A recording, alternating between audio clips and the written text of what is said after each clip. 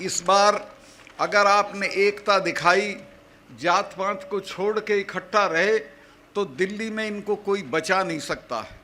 मैंने सारी पार्टियों के लोगों से बात की है, सब इस बात पे राजी हो गए हैं, एक उम्मीदवार के मुकाबले एक उम्मीदवार खड़ा करेंगे। अगर ऐसा हो गया तो ये दिल्ली में बचेंगे नहीं, और अगर ये बच गए तो एक बात समझ लो, फिर आप नहीं बचेंगे। ये आखिरी मौका है हम लोगों के लिए कि हम अपने पेशे को, अपनी ज़मीनों को, अपने बच्चों को बचाएं। मैं बहुत लंबा भाषण नहीं देना चाहता, सिर्फ इतना कहना चाहता हूं कि देश बहुत गलत आदमी के हाथ में है। जब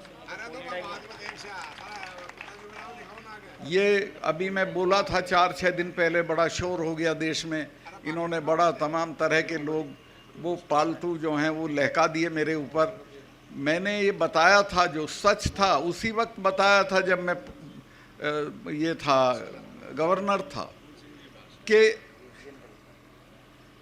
जो वहाँ पुलवामा में जो अटैक हुआ हमारे सिपाहियों पे, 40 लड़के मरे हमारे जवान, वो नहीं मरते अगर ये उनको 2 हवाई जहाज़ दे देते, 5 हवाई जहाज़। वो लड़के अगर मेरे से मांग लेती सीआरपी तो मैं 5 हवाई जहाज़ दे देता, लेकिन गृह मंत्रालय ने वो उनको हवाई जहाज़ नहीं दिए और वो सड़क के रास्ते चल दिए।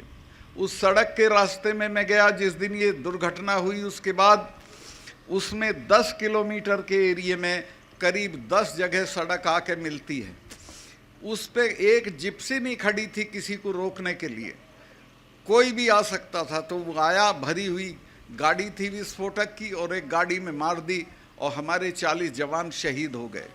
ये कहीं अपनी शूटिंग करा रहे थे उसमें नेशनल कॉर्बेट पार्क में, यूपी में है वो, तो वहाँ टेलीफोन की सुविधा नहीं होती है। तो इन्होंने बाहर आके मुझे एक ढाबे से फ़ोन किया और पूछा कि सतपाल भाई क्या हुआ। मैंने इनको बताया कि साहब ऐसे ऐसे हो गया, इतना हमारा नुकसान हो गया है और ये हमारी गलती की वजह से हुआ है। अगर हम जहाज़ दे देते तो ये हमारे बच्चे नहीं मरते। तो इन्होंने मुझे कहा कि नहीं अभी इस पे चुप रहो, इस पे अभी चुप रहो। जो नेशनल सिक्योरिटी एडवाइज़र है, जिसका नाम आपने सुना होगा, अजीत डोभाल, वो मेरा क्लास फेलो रहा, कानून की क्लास में हम साथ पढ़ते थे। उसका मुझे फ़ोन आया फ़ौरन कि प्राइम मिनिस्टर ये कह रहे हैं आप बोलें नहीं कुछ। चूँकि मैं बोल दिया था, मैं 2-3 चैनल को ये बता चुका था कि हमारी गलती से ये हुआ है, कि वो ये कह रहे हैं कि इस पे तुम चुप रहो। मैं समझ गया था कि अब इसका ये पूरा राजनीतिकरण अपने चुनाव के लिए करेंगे। जो मर गए वो भाड़ में जाए, इनको कोई मतलब नहीं है।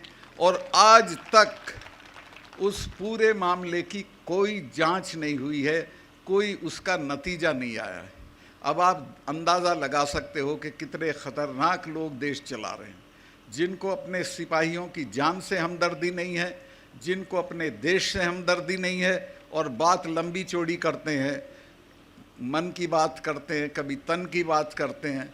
तो मैं आपसे ये कहना चाहता हूँ कि बहुत हो गया, अब संभल जाओ, और अब नहीं संभलोगे तो हमारी तो अब उम्र लंबी हो गई, चले जाएंगे, लेकिन आपकी पीढ़ियां याद करेंगी कि कभी आपने गलती की थी और एक ऐसी सरकार को बने रहने दिया था जिसने आपका सब बर्बाद कर दिया, खेती भी, फौज भी, नौकरियां भी। तो मैं आपसे, और मैं आऊँगा, इलेक्शन में भी आऊँगा, जो भी आपका आदमी लड़ेगा उसके लिए।